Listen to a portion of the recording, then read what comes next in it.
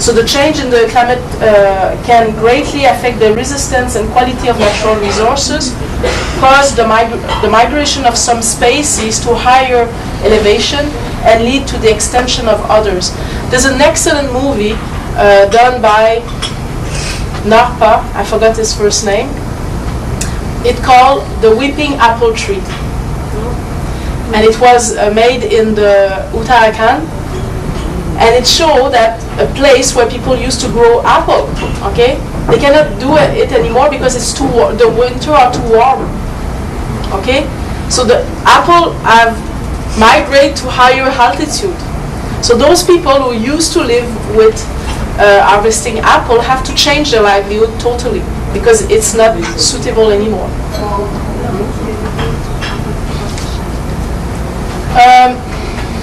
So women manage natural resource, they are natural resource manager, so loss of biodiversity will have an impact on people's health as well as their livelihood.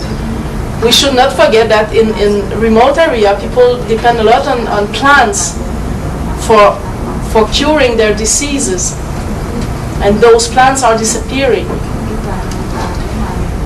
So women and men use natural resources differently. Women collect fuel wood and medicinal and aromatic plant, mainly for household needs.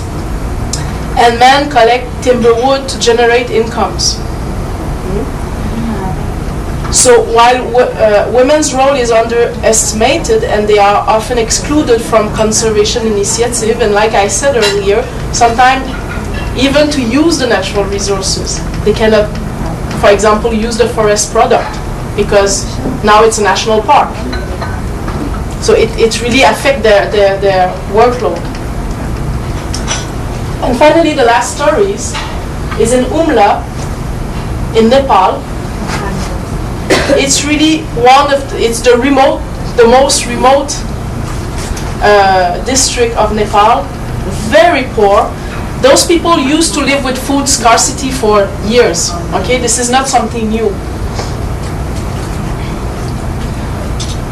The district headquarters of Humla, you can only reach there by flight, by airplane. You cannot go. There's no other way to get there. And to reach this village talking about, Dandafaya, you have to walk 5 days. So that's really remote. After the plane? Yes, after the plane. Yeah. So the livelihood is mainly based on agriculture, but it only fulfills 4 months of food need. Okay. So trade of forest product is the alternative livelihood option, but people are conscious that it contributes to deforestation and increase even their problem, but they don't have any other choice. Okay, sometimes we hear decision makers saying, "Oh, those people, okay, they know nothing and they do this and that," but they don't have any other choice. Okay, so. But how do they trade if they're so far remote? Well, you see, they put the wood on the back of the bull and bring it down. Walking. Yeah. Yeah. So men migrate. This is a very high percentage. Very often in the village in this region, you don't find men anymore because they migrate in the city or in India to try to get alternative incomes. So it's really women who are responsible for everything. And like they say, we need to improve our crops because they see that the climate is changing, that they have less water. And the last 6 years, they've seen a decreasing on the food productivity. And they don't know what to do.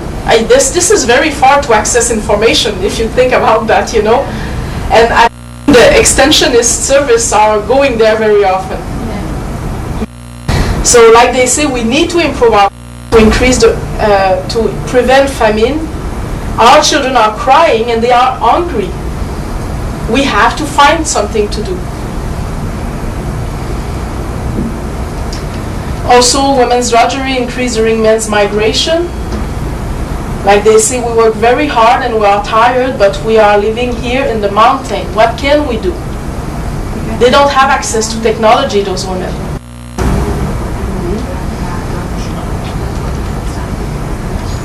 So with food insecurity, there's different coping strategies between men and women as well. Men trade or migrate. Women are farmers, so their knowledge about seed selection and crop breeding is important to climate change adaptation, and we forget that.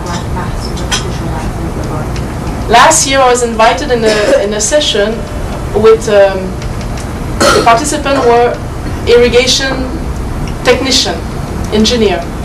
First question I asked them, who are the farmers? They all reply men. I said, okay, but in the field when I came, unless men start wearing sari, but I don't think so, I only see women in the field. And then they look at each other and said, oh yes, women are helping a little bit, man, but they are not, it's men who are farmers. Those people are engineers. They are working, their job is to work with the farmers. So obviously they don't work with women, okay? And this is a problem. For me, it's very clear. This is what I advocate. Just acknowledge the fact that women are farmers. They are not just helping men. In many places, they are the main food producers.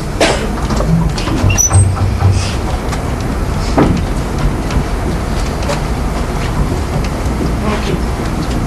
Well, impact on health, I'm not going to talk about that again because we talked about a lot in the last 2 days. Also in the mountain we'll face the same problem. The unknown impact, although, of climate change is now we still don't know how people adapt. We have ideas, okay, but it's not very well documented in South Asia. We have to, and it's starting, producing more information, more knowledge about how people adapt, and starting from their point of view. Okay, starting with their capacity to reinforce them instead of designing nice strategy in our office and then telling them what they are already adapting, and we're probably going to learn a lot about that. And one thing not acknowledged enough is the socio-economic factors that enhance adaptation. Okay, now we start saying that the poor are more vulnerable. But there's other aspects. The reason why some people are poor, it's because they come from a specific caste, or because they are women, or because they live in one particular region. And we acknowledge that. So mainstreaming